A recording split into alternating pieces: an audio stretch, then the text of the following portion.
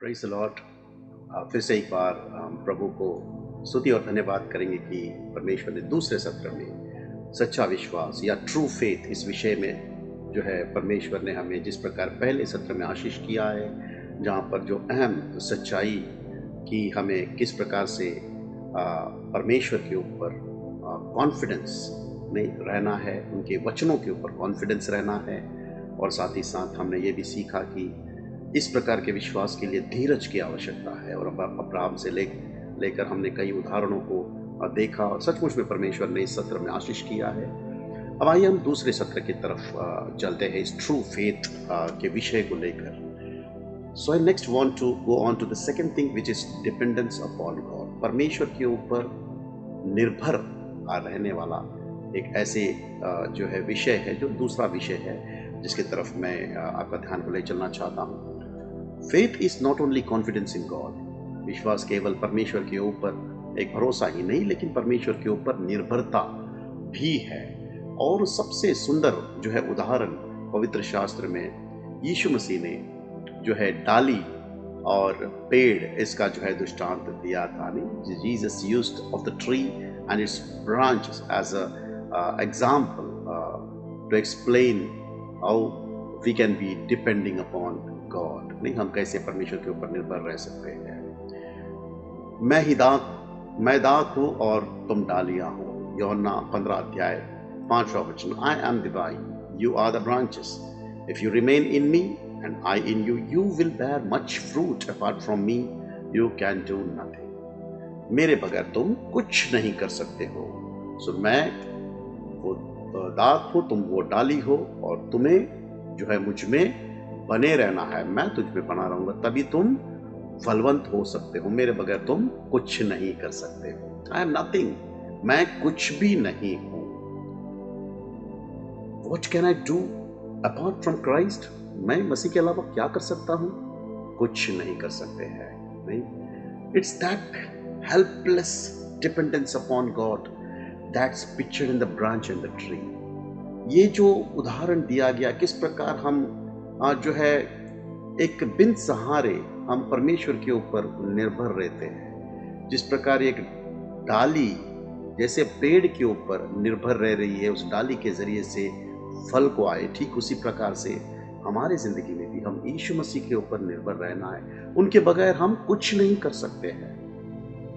Think of an apple tree और any tree. नहीं, आप सोचिए कोई सेब का पेड़ हो या कोई और भी पेड़ हो। ये जो डाली है, इनके पास वो क्षमता नहीं है कि ये अपने ताकत से, अपने बल से एक फल को उत्पन्न करे। अगर ये डाली को पेड़ से काट दिया जाए तो it doesn't matter how many years it has produced. इसका कोई मायने नहीं रखती है कि वो कितने साल इस फल को दिया है, 20 साल 50 साल, कोई फर्क नहीं पड़ता है। It's still helplessly dependent on the tree. आज भी इतने साल फल देने के बावजूद भी आज भी वो निर्भर है कि पेड़ के साथ लगे रहे और पेड़ के जरिए से इस डाली के पास से यह फल को उत्पन्न करे। नहीं, जैसे शुरुआत में वो निर्भरता आज भी 50 साल के बाद भी वो निर्भर है। और ये बहुत ही सुंदर विश्वास के विषय में जो है चित्रीकरण है, परमेश्वर के ऊपर निर्भर। ठीक उसी प्रकार से जैसे डाली पेड़ के ऊपर निर्भर है फल को उत्पन्न करने के लिए। अब जानते हैं कि परमेश्वर आपसे कुछ नहीं अपेक्षा करते। You know that God aspects nothing from you.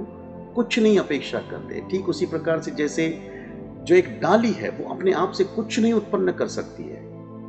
परमेश्वर ने कहा कि मेरे बगैर तुम कुछ नहीं हो, तुम कुछ नहीं कर सकते हो। क्या एक सुंदर वचन है। नहीं, ये मुझे सिखाती है कि परमेश्वर हमसे कुछ अपेक्षा नहीं करते हैं, केवल उनके ऊपर निर्भर करना। Except to depend on Him. So कितना एक सांत्वना देने वाला वचन है। Say Lord, let the sap flow from the tree into the branch. नहीं, हम कहे परमेश्वर से कि जिस प्रकार से आज जो है सोता जो है पेड़ के जरिए से डाली और डाली से फल की तरफ आता है, प्रभु इसी प्रकार से आपके जरिए से जिंदगी, आपके जरिए से आशीष जो है मुझ तक पहुंचे हैं। If you want to ask the branch, अगर हम सोचिए कि कोई डाली से पूछे कि कैसे तुम इतना सुंदर और इतने मीठे सेब को उत्पन्न करते हो, वो आपको क्या कहेगा पता है? वो कहेगा कि मैं तो कुछ नहीं कर रहा हूं, मैं तो अपने ताकत से एक सेब भी मैं उत्पन्न नहीं कर सकता हूं, मैं तो केवल पेड़ के ऊपर जो है झुकाव करता हूँ या पेड़ के सहारे रहता हूँ, और जो सोता जो है उस पेड़ के जरिए से जो है डाली के पास आता है और ये सुंदर सा सेब निकलता है। मैं नहीं जानता हूँ कि ये कैसा, आप इतना सुंदर उसका चित्रीकरण है। और यही मसीह जीवन है, यही मसीह सेवकाई है, पवित्र आत्मा का फल, नहीं, पवित्र आत्मा की सेवकाई, ये सारे जो है इसी तरीके से होता है। नहीं, हम एक असहाय अवस्था से परमेश्वर के ऊपर निर्भर, लेकिन ये काफी मुश्किल लगता है, नहीं, हमारे असहाय अवस्था को समझने के लिए या फिर जानने के लिए काफी मुश्किल लगता है। आपको जानते हैं कि विश्वास का सबसे बड़ा अड़चन क्या है? सबसे बड़ा हिंड्रेंसेस ये घमंड है। आप ये घमंड ही है जो हमें अपने आप को असहाय करने के लिए मजबूर करती है, परमेश्वर के वादों के ऊपर विश्वास करने के लिए जो है तकलीफ देती है। हम सब इन आयातों को जानते हैं, जो खास करके मार्टिन लूथर ने जो रिफॉर्मेशन के टाइम पे इस वचन को बहुत सुंदर रीति से जो है एम्फसाइज किया था, जोर दिया था कि धर्मी जन विश्वास से जीवित रहते हैं। और ये जो नए करार में हम 3 बार देखते हैं कि इस वचन को कोट किया गया है, रोमियो के पहले अध्याय में, गलातियों के 3रे अध्याय में और इब्रानियों के 10वें अध्याय में। लेकिन इसका जो आयात, जो मुख्य आयात जो नए करार में कोट किया गया, इसको पुराने करार से लिया गया है। और ये हबक्कुक की पुस्तक से जो है हम इस कोटेशन को जो है देखते हैं कि हबक्कुक के 2 अध्याय 4 वचन से इस आयात को लेकर नए करार में बताया गया है। Behold, as for the proud one, his soul is not right within him, but the righteous will live by his faith. नहीं, ध्यान से जो है देखे और सुने कि वचन क्या बताता है कि जो घमंडी है, नहीं, उसका हृदय या उसका मन जो है वो अपने आप में सही नहीं है, लेकिन धर्मी जन विश्वास से जिंदा रहते हैं। Look at this verse carefully, ध्यान से सुनिए इस वचन को। यहाँ पर 2 प्रकार के लोग बताए गए, एक और दोनों प्रकार के लोग, 2 लोग आपस में विपरीत है, ऑपोजिट टू ईच अदर, दोनों जो है अलग अलग विपरीत तरफ दिशा दिखाने वाले। ऐसे यहाँ पर इस आयात में हम 2 प्रकार के लोगों को देखते हैं। It's not that one who has faith and the one who has unbelief. इस आयात में हम ऐसे नहीं पढ़ते कि एक का विश्वास ज्यादा है, दूसरे का विश्वास कम है या फिर अविश्वास। ऐसे हम ऑपोजिट 2 व्यक्तियों को नहीं देखते हैं। लेकिन यहाँ पर हम क्या कॉन्ट्रास्ट देखते हैं, मैं आपको ध्यान देना चाहता हूँ। यहाँ पर ये कॉन्ट्रास्ट है 2 व्यक्ति के विषय में बताया गया, एक विश्वास और दूसरा घमंडी। नहीं, विश्वासी जन धर्मी से जीवित रहता, लेकिन जो घमंडी है वो हकीकत में अपने आप में सही नहीं है। यानी 2 व्यक्ति विपरीत बताया है, ऑपोजिट टू ईच अदर बताया। दोनों का स्वभाव क्या बताया? It's not faith and unbelief, विश्वास और अविश्वास नहीं, वरन विश्वास और घमंड। ये घमंडी व्यक्ति नहीं, his soul is not right with him, उसका जो प्राण उसके साथ में सही नहीं है, लेकिन धर्मी व्यक्ति विश्वास के साथ जीवित रहता है। सो एक धर्मी व्यक्ति जो विश्वास के साथ जीवित रहता है, उसका विरोध या विरोधार्थ या उसका विपरीत व्यक्ति कौन है? वो व्यक्ति जो अविश्वास है वो नहीं, लेकिन वो व्यक्ति जो घमंडी है। ध्यान रखें, हमारे विश्वास का संपूर्ण रीति से ऑपोजिट वर्ड है प्राउड। सो हमें इस सच्चाई को हमेशा समझ के रखना है। Did you know that pride is opposite of faith? क्या आप जानते हो कि विश्वास का विरोधार्थ प्राइड है, घमंड है? And do you know that it's because of pride you don't have faith? आप जानते हैं कि इस घमंड की वजह से ही आपके अंदर, मेरे अंदर विश्वास नहीं स्थिर रहता है। आप हमेशा ये बात को कहते कि ओ मैं तो ये विश्वास ही नहीं कर सकता, आई कांट बिलीव। आगे आप ऐसे मत कहिए, आप ऐसे कहिए, just say I am proud, कहिए कि मैं घमंडी हूँ। ऐसा मत कहिए अरे ओ आई कांट बिलीव इट। नहीं, आप इतना कहिए कि I am proud. That's the reason proud people can not have faith. और यही कारण से जो है घमंडी लोगों का विश्वास जो है नहीं होता, उनका विश्वास स्थिर नहीं होता है। That's what the verse says. और यही बात ये आयत कहती है, once you identify the cause of problem, एक बार आपको पता चलता है कि समस्या का जड़ ये है, आपको ये एहसास भी होगा कि आपको तुरंत नम्र होना है। अगर आपको ये सच्चा विश्वास प्राप्त करना है, और इसके लिए सबसे बड़ा अड़चन अगर घमंड है, ये समस्या है, आपको पता चल गया, तो इस समस्या का हल भी आपको ढूंढना है। तुरंत आपको और मुझको नम्र होना है। नहीं, हम्बल योरसेल्फ बिफोर गॉड, परमेश्वर के सम्मुख अपने आप को आप नम्र कीजिए। There is amazing example of this in this Bible. पवित्र शास्त्र में बहुत ही अद्भुत उदाहरण है। हम मत्ती रचित सुसमाचार उसके 8वें अध्याय में पढ़ते हैं एक रोमी सूबेदार के विषय में, उसका एक दास जो है घर में बीमार पड़ा हुआ है और यीशु मसीह के पास वो मिलने को आता है, और जो है बहुत सारे ऐसे रास्ते को पैदल चलते हुए, कई सारे मील वो पैदल चलते हुए वो प्रभु के पास आके कहता है कि मेरा एक दास है जो घर में है और बीमार है, क्या आप आ सकते हो, उसे चंगाई दे सकते हो? यीशु मसीह के जवाब को देखिए, मैं तुम्हारे घर आता हूं। लेकिन इस सूबेदार का जवाब उसके प्रत्युत्तर में देखिए, वो कहता है कि प्रभु, आप मेरे घर में आए ऐसा योग्य व्यक्ति मैं नहीं। I am not worthy that you should come to my house. No no no no, you are a holy man. नहीं प्रभु, आप पवित्र व्यक्ति हो, मैं तो एक पापी व्यक्ति हूं। He had such A humble opinion about himself. अपने विषय में उसका जो सोच विचार आप देख सकते हो, कितना नम्र सोच विचार खुद के बारे में। नहीं, if he didn't even feel that the Lord would come to his house, वो ऐसा उसको महसूस भी नहीं हुआ कि प्रभु उसके घर आए। नहीं, of course we feel that our house is quite qualified to receive the Lord। नहीं, हमको ऐसा लगता है कि हमारा घर जो है प्रभु को घर में बुलाना, मतलब हमारा घर सचमुच में इस योग्य है। कई बार हम बड़े बड़े प्रभु के सेवक, प्रभु के दास हैं, उनको हम अपने घर में बुलाते हैं ये सोच विचार के साथ में कि मेरा घर क्वालिफाइड है, मेरे घर में वो आया, मेरे घर में ये प्रभु का सेवक आया, मेरे घर में प्रभु का सेवक आया। वेरी ऑनेस्टली बताना चाहता हूँ, दिल के अंदर बहुत तमन्ना है कि प्रभु के सेवक मेरे घर आए। दिल के अंदर बहुत इच्छा होती है प्रभु के सेवकों को घर पे ले जाए, लेकिन हमेशा एक डर होता है कि क्या मैं इस योग्य हूँ कि ये प्रभु का सेवक मेरे घर आए। हमेशा एक डर होता है। नहीं, सो यहां पर भी ये व्यक्ति जो प्रभु उसके घर आना, मतलब उसके अंदर उसके ओपिनियन के अनुसार ये पवित्र परमेश्वर मेरे जैसे पापी व्यक्ति के घर पे कैसे आ सकता है। ये रोमी सूबेदार डिडंट फील लाइक दैट। उसको ऐसा नहीं लगा। उसने कहा कि no no, you can't come to my house. आप मेरे घर नहीं आ सकते हैं प्रभु, आप यहीं पर खड़े रहिए, आप केवल शब्द बोलिए, मेरा सेवक जो मीलों दूर है वो चंगाई पाएगा। यीशु मसीह ने यहां वहां इर्द गिर्द इस्राएली जो खड़े हुए थे उनको उन्होंने देखा और उन्होंने उस रोमी जो है सूबेदार से कहा, वो एक मिलिट्री मैन था, नहीं, वो एक सैनिक था, वो कभी पवित्र शास्त्र को पढ़ा नहीं था, लेकिन प्रभु कहते हैं कि सारे इस्राएलियों में मुझे इस व्यक्ति में सबसे ज्यादा विश्वास मैंने पाया है। Faith coupled with humility. नहीं, प्रभु ने उसके अंदर क्यों विश्वास पाया है? क्योंकि उसके साथ नम्रता थी, और वो नम्रता जो है वो कबूल कर रही थी कि उसका निर्भरता वो प्रभु के ऊपर है, उसके निर्भरता उसके औहदे के ऊपर नहीं, उसके व्यक्तिमत्व के ऊपर नहीं। आप देख रहे हो, विश्वास और नम्रता हमेशा साथ जाती है, और घमंड और अविश्वास हमेशा साथ जाती है। The Pharisees could not believe. Why couldn't they believe? आप और मैं, हम सब जानते हैं फरीसी ये विश्वास नहीं कर पा रहे। क्यों वे विश्वास नहीं कर पाए? उनको तो पवित्र शास्त्र जो है रोमी के सूबेदार से भी वो बहुत अच्छा निपुण है। वे तो सारे पवित्र शास्त्र को बहुत अच्छी तरह से कोट कर सकते हैं। नहीं, फिर क्यों उनके अंदर वो अविश्वास? केवल एक कारण से, क्योंकि वो घमंड थे। All unbelief is because of pride. हर एक अविश्वास केवल और केवल घमंड के जरिए से ही उत्पन्न होता है। Faith come to the humble person. हमेशा विश्वास नम्र लोगों के पास आता है।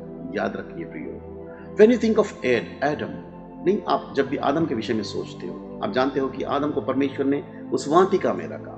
नहीं, वहां पर 2 पेड़ थे, विशेषकर वहां पर 2 पेड़ के विषय में जो है लिखा गया है, और आपको उस पेड़ के विषय में महत्वाकांक्षा को समझना बहुत जरूरी है।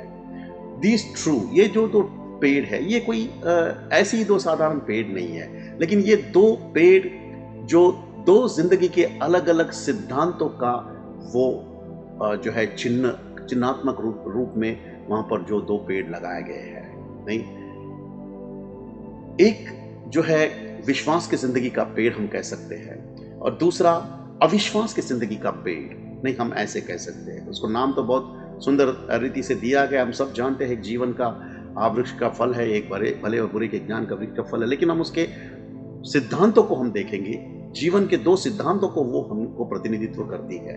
एक लाइफ ऑफ फेथ, एक विश्वास का जीवन, और एक अविश्वास का जीवन का पेड़ का वो प्रतिनिधित्व करती है। एक पेड़ परमेश्वर के ऊपर का निर्भरता को दर्शाती है और दूसरा एक ऐसे जिंदगी को दर्शाती है जो इंडिपेंडेंट है, जिसको किसी की भी जरूरत नहीं है। नहीं, faith is dependence upon God. विश्वास हमेशा परमेश्वर के ऊपर निर्भर होता है। लेकिन the tree of knowledge of good and evil, लेकिन जो भले और बुरे के ज्ञान के वृक्ष का फल है, Why did the Lord tell Adam that if you eat of that fruit you will die? परमेश्वर ने ऐसे क्यों कहा आदम से कि तुम अगर इस पेड़ के फल में से खाओगे तो तुम मरोगे? Is there anything wrong? क्या इसमें कोई गलती है कि भले और बुरे के ज्ञान को समझना कोई गलती है? नहीं। क्या हम अपने बच्चों को नहीं सिखाते हैं कि बुरे और भले में क्या फर्क है? नहीं। क्या ये अच्छा नहीं है कि बुरा और भला का जो फर्क हमको समझ में आए? अगर हम बुरा करते हैं और वो मृत्यु को लेकर आती है तो ये बात समझ में आती है, लेकिन बुरे और भले के ज्ञान को समझना ये मृत्यु को लेकर आती है, यहां पर बहुत बड़ा प्रश्न चिन्ह होता है। क्या आपने कभी इस विषय में सोचा है? The significance there is this. और वहां पर के महत्वाकांक्षा ये है, नहीं, क्यों परमेश्वर ने उसे कहा कि तुम भले और बुरे के ज्ञान के वृक्ष का फल को खाओगे तो तुम मरोगे। आदम चाहता था, जिस प्रकार से शैतान भी उसको इसी प्रकार के प्रलोभन में डाला, कि ये जो बुरे और भले के ज्ञान उसके अंदर हमेशा विराजमान रहे। क्यों? ताकि वो बार बार जाकर परमेश्वर से सलाह मशवरा न कर पाए कि कौन सा बुरा है और कौन सा भला है। सोच रहे आप? समझ रहे आप आदम के क्या विचार थी? आदम का विचार था कि इसमें से एक बार फल खा लूं, मुझे भला क्या है बुरा क्या है समझ में आ जाएगा। अब मुझे परमेश्वर की जरूरत नहीं, अब उनसे सलाह करने की जरूरत नहीं है, मैं अपने आप से हर बातों का निर्णय ले सकता हूं। That is, you see that in the world. यही बात आप दुनिया में देखते हो। पूरे आदम के वंश जो इस पूरे दुनिया में व्याप्त है, भरा हुआ है, वो नहीं चाहते कि परमेश्वर से अपने जिंदगी के विषय में हर चीज को सलाह मशवरा करें। वो चाहते कि मैं सब कुछ जानता हूं, भला क्या मैं जानता हूं, बुरा क्या मैं जानता हूं, मुझे पवित्र शास्त्र को पढ़ने की जरूरत नहीं है, मैं जानता हूं कि क्या भला है, मैं जानता हूं कि क्या बुरा है। और ये जो जहर शैतान ने पूरे मानव जाति के ऊपर डाल दिया है, और यही जहर जो है इंसान को आत्मिक रीति से मृत्यु की तरफ ले चलती है और आखिर में नरक की तरफ ले चलती है। बहुत ही दुर्भाग्य वाली बात है। दूसरा जो है जीवन का वृक्ष का फल, जो पवित्र आत्मा को दर्शाती है, एक पवित्र आत्मा का जीवन को दर्शाती है। आदम अगर इस बात को चुनता, अगर इस पेड़ को चुनता, नहीं, उसके पास वो जीवन की आत्मा रहती, जहां पर उसको ये आत्मा हमेशा क्षण बर क्षण उसको मार्गदर्शन करती कि उसे क्या करना है और क्या नहीं करना है, कौन सा बुरा है और कौन सा सच्चा है। और ये एक ऐसा जीवन है जो परमेश्वर के ऊपर निर्भर है, और यही जीवन को यीशु मसीह ने चुना। एक साधारण सा पत्थर को रोटी बनाना भी, अपने भूख को मिटाने के लिए इतना सरल सा चीज को भी वो परमेश्वर के ऊपर निर्भर थे। अगर इंसानी सोच विचार के अनुसार अगर हम ये सवाल करें तो एक पत्थर को रोटी बनाए, वो भी भूख लगने के टाइम पे, जबकि तुम्हारे पास ताकत भी थी, तो क्या बुराई किया उन्होंने? नहीं, उसमें क्या बुराई किया? वो तो परमेश्वर की ओर से अलग किया हुआ व्यक्ति था, उसके पास ताकत भी था कि पत्थर को रोटी बनाए, नहीं, और ना ही वो किसी का जो रोटी को चुरा रहा है, नहीं। और इतना ही नहीं कि वहां पर हजारों पत्थर उस जंगल में पड़े हुए थे, तो समस्या क्या थी कि एक पत्थर को वो अगर रोटी को बना लेते तो क्या समस्या आती? एक सरल से सरल बातें भी यीशु मसीह नहीं चाहते थे कि वो खुद अपने विचारों से करे, नहीं, वो इसलिए नहीं किया क्योंकि पिता ने उसे नहीं कहा करने के लिए। अगर पिता कहते तो वो जरूर करते, नहीं। Jesus said I won't do it because I had not had a word from my father telling me to do it. नहीं, कितना निर्भरता देखिए, पिता के ऊपर कितना निर्भरता। Man shall not live by bread, but by every word that proceeded from the mouth of God. नहीं, मनुष्य केवल रोटी से नहीं, परंतु परमेश्वर के मुख से निकला हुआ हर एक वचन से जिंदा रहता है। और अगर परमेश्वर मुझसे कहा है तो मैं करूंगा, अगर परमेश्वर ने मुझसे नहीं कहा है तो मैं उसे नहीं करूंगा। See that right from the beginning of the earthly ministry, उसके धरती पर के सेवकाई का शुरुआती से वो पिता के ऊपर एक असहाय रीति से निर्भर था। इसीलिए उनका जीवन इतना सिद्ध और इतना परिपक्व था, which was exact opposite of Adam। आदम की जिंदगी को देखेंगे तो यीशु मसीह की जिंदगी का पूर्ण रीति से विपरीत था, विरोध था। यीशु मसीह उस जीवन के वृक्ष के फल के अनुसार जीवन जिए, उस सिद्धांतों के अनुसार जिए। Father, what will you have me to do? पिता, आप क्या चाहते हो कि मैं करूं?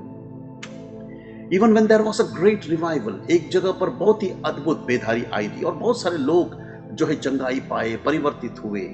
लेकिन हम लूका रचित सुसमाचार उसके 4 अध्याय उसके आखिरी भाग में जब हम पढ़ते हैं, अगर मनुष्य के सोच विचार के अनुसार हम अगर रहते तो हम जो काम इतना आशीष मिल रहा है तो वो काम में हम लगातार करते रहते हैं। नहीं, चंगाई हो रहा है, नहीं, लोग परिवर्तित हो रहे, इतना अद्भुत काम हो रहा है। हम रहते तो हम सोचते नहीं है परमेश्वर की ओर से चलो हम यहीं पर रुके। नहीं, वो पिता से पूछते हैं, क्या पिता मुझे यहीं पर रुकना है? पिता कहता नहीं, वो उस जगह को छोड़ जाते हैं। सारे लोग उससे विनती करते हैं, भाई तुम यहीं पर रहो, देखिए यहाँ पर कितना आशीष मिल रहा है। लेकिन वो कहते हैं कि नो, आई एम गोइंग। वो कहते हैं कि मैं नहीं रुकूंगा, मैं जा रहा हूं, क्योंकि ये पिता के ऊपर की निर्भरता है। क्षण बर क्षण इस प्रकार से उन्होंने पूरे धरती पर की जिंदगी में निभाया है कि वो हर एक बात पिता की आज्ञा के अनुसार डिपेंडेंट था उसकी जिंदगी को फलवंत करने के लिए। I want to show you in the verse in this connection, मत्ती सुसमाचार 9वें अध्याय में इसी संदर्भ में मैं और एक बातों को आपको बताना चाहता हूँ। इस इन रिलेशन टू फेथ, इस विश्वास के आधार के ऊपर हम पढ़ते हैं कि 2 अंधे व्यक्ति हैं जो प्रभु यीशु मसीह के पास आते हैं। अजय उनके पास आते हैं, वो कहते हैं कि आप क्या चाहते हो कि मैं आपके लिए करूं? और वो कहते हैं कि मुझे हमारी जरूरत है कि हमारी आंखें खुल जाए। And he asked them one question, उस समय में वो एक सवाल पूछते हैं। ध्यान रखिए, whenever you ask the Lord to do something for you, जब भी आप प्रभु से कुछ करने को कहते हैं, something promised in the scripture, जो पवित्र शास्त्र में परमेश्वर ने कुछ करने को कहा है, वो आपसे एक सवाल पूछेंगे। द क्वेश्चन इज दिस, 9वें अध्याय 28 वचन में He asked them this question, उन्होंने ये सवाल प्रभु ने उनसे पूछा। आपको उस आयत के बीचों बीच ये मिलता है, do you believe that I can do this for you? क्या आप विश्वास करते हो कि मैं आपके लिए कर सकता हूं? And they said yes Lord. Notice the question is not can you do this. सवाल ये नहीं था कि क्या आप कर सकते हो, नहीं, ये सवाल ये नहीं था। सवाल ये था, ये सवाल जो था व्यवस्था के अधीन में था, नहीं, ट्राइंग टू कीप कमांडमेंट्स। क्या आप कर सकते हो? अगर इस प्रकार का सवाल होता तो हाँ, व्यवस्था को पूरा करने के लिए हम मेहनत कर रहे हैं, हम कोशिश कर रहे हैं, नहीं। यहां पर सवाल कुछ और था, यह अनुग्रह वाला जीवन था। और प्रभु यीशु मसीह वहां पर यह पूछ रहे कि can you do you believe I can do this for you? नहीं, क्या तुम विश्वास करते हो कि मैं तुम्हारे लिए करूं? ऐसा नहीं कि क्या तुम कर सकते हो, ऐसा नहीं। Why should we hesitate? Sin shall not have dominion over you.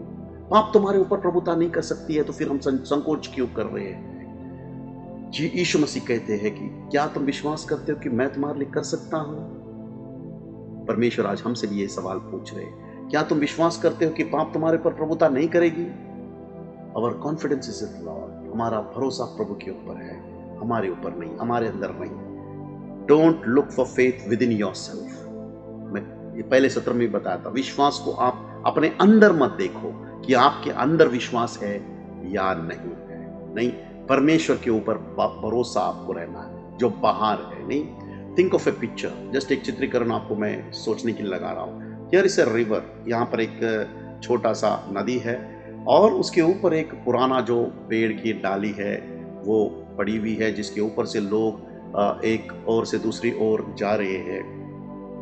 और आपके अंदर उतना विश्वास नहीं है कि इस पेड़ के ऊपर से जाए, क्योंकि ये डरावना जैसा है, ये कभी भी टूट सकता है। ऐसे बहुत सारे जो है हलचल आपके मनों के अंदर आता है, क्योंकि ये पेड़ बहुत पुराना है और नदी को क्रॉस करने के लिए आपके पास ये जो है एक साधन है।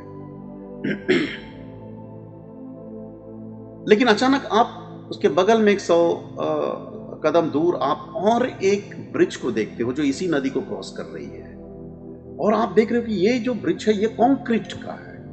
और आप कहेंगे अरे ये ब्रिज के ऊपर तो मैं आसानी से चल सकता हूं। नहीं, मुझे इस ब्रिज के ऊपर चलने के लिए पूरा विश्वास है, लेकिन यहां पर ये जो है लकड़ी का जो टुकड़ा है इसके ऊपर चलने का मुझे विश्वास नहीं, कभी भी गिर सकता है। I don't have faith to cross this tree. नहीं, इस पेड़ के ऊपर चलने के लिए मेरा विश्वास नहीं है। Are you all the same person? क्या वही व्यक्ति हो? या अब विश्वास कहां से आया है? क्या विश्वास आपके अंदर से आया है?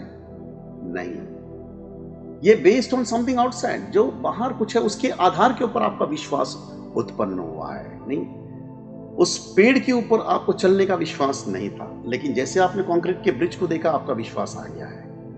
You can put on yourself on that bridge without any doubt and go right across. आप उस कंक्रीट के ब्रिज के ऊपर अपने आप को डाल सकते हैं बिना संदेह का, और आसानी से आप उस नदी को पार कर सकते हैं। आपका विश्वास एक ऐसे बैंक के ऊपर होगा जो बहुत सालों से चल रहा है। आपका विश्वास एक हफ्ते पिछले एक हफ्ते में जो वो खोला हुआ बैंक के ऊपर आपका भरोसा नहीं होगा कि अगर मैं इसके अंदर पैसे डालूं तो ये हमको वापस मिलेगा या नहीं मिलेगा। नहीं, समथिंग आउटसाइड। ये जो कुछ ऐसा है, बात है जो बाहर है। आपका विश्वास अंदर नहीं, बाहर है। अब बाहर देखकर आपका विश्वास होता है। And this is the big mistakes lot of Christians make today. और ये बहुत बड़ा चूक बहुत सारे मसीह लोग करते हैं। नहीं, विश्वास को अंदर देखने की कोशिश करते हैं। We don't look for inside but we look outside to Jesus. हम अंदर नहीं देखते, हम यीशु मसीह को जो बाहर है उसको देखते हैं। इज जीसस, क्या यीशु मसीह उस पेड़ के समान है जो रिकेटी, जो जिसके ऊपर चलने के लिए बहुत डर लगता है हमको, जो कभी भी टूट सकता है, या फिर यीशु मसीह उस कंक्रीट ब्रिज के जैसे है जिसके ऊपर हम पूरा भरोसा रख सकते हैं और उसके ऊपर हम विश्वास के साथ में चल सकते हैं? या फिर हमको थोड़ा संभलना पड़ेगा? नहीं, do you believe I can do this for you? Yeshu Masih पूछ रहे, क्या तुम मेरे ऊपर इतना भरोसा रख सकते हो? मेरे ऊपर से तुम चल सकते हो? क्या मेरे ऊपर भरोसा कर सकते हो completely? It's dependence upon God. यही परमेश्वर के ऊपर विश्वास को दर्शाता है। I can trust, I can put my whole weight. मैं अपना पूरा वजन जो है इस ब्रिज के ऊपर डाल सकता हूं, इस कंक्रीट ब्रिज के ऊपर डाल सकता हूं। नहीं, nothing will go wrong. I can put my self completely in Jesus hand. कुछ भी गलत नहीं होगा अगर मैं अपने आप को पूर्ण रीति से यीशु मसीह के हाथों में सौंपता हूं। माई फ्यूचर, मेरा भविष्य, मेरा समय, मेरा पैसा, मेरा एनर्जी, मेरा परिवार और जो समस्या मेरे पास है, ये सब कुछ प्रभु यीशु मसीह हैंडल कर सकते हैं। मेरा हर एक जरूरत परमेश्वर अपने असीम धन के अनुसार महिमा में वो मेरा जरूरत को पूर्ण कर सकते हैं। नहीं, He said in his word, परमेश्वर ने अपने वचनों में कहा कि पहले तुम मेरे राज्य की खोज करो, मेरे धर्म की खोज करो, सारी वस्तुएं तुम्हें दे दी जाएगी। 2000 साल पहले ये बात सच थी और आज भी ये सच है। नहीं, ये धनवान देशों के लिए सच है और ये अंडर डेवलप्ड देशों के लिए भी ये सच है। God's word is true eternally. परमेश्वर का वचन अनंत काल के लिए सच है। नहीं, मैं अब तीसरे बातों की तरफ ले चलना चाहता हूं। सबसे पहले बातों को हमने देखा कि कॉन्फिडेंस इन द गॉड, और दूसरा हमने देखा कि डिपेंडेंस इन द गॉड, और इसके बीच में हमने ये भी देखा कि हमें पेशेंस की कितनी ज़रूरत है जब परमेश्वर के वचनों के ऊपर विश्वास रखते हैं। अब यहाँ पर तीसरी बातें हैं, faith brings obedience to God. ये विश्वास जो है परमेश्वर का एक आज्ञाकारी उत्पन्न करता है। ये तीसरी बात को हम सीखेंगे। और ये now this is not something things many people understand. ज़्यादातर लोग इस बात को हम समझ नहीं पाते हैं। मैं आपको रोमियो पहले अध्याय के 5वें वचन की तरफ ले चलना चाहता हूं। वहां पर पौलुस ऐसा कहता है कि वो अनुग्रह को प्राप्त किया है और प्रेरित को प्राप्त किया है। क्यों?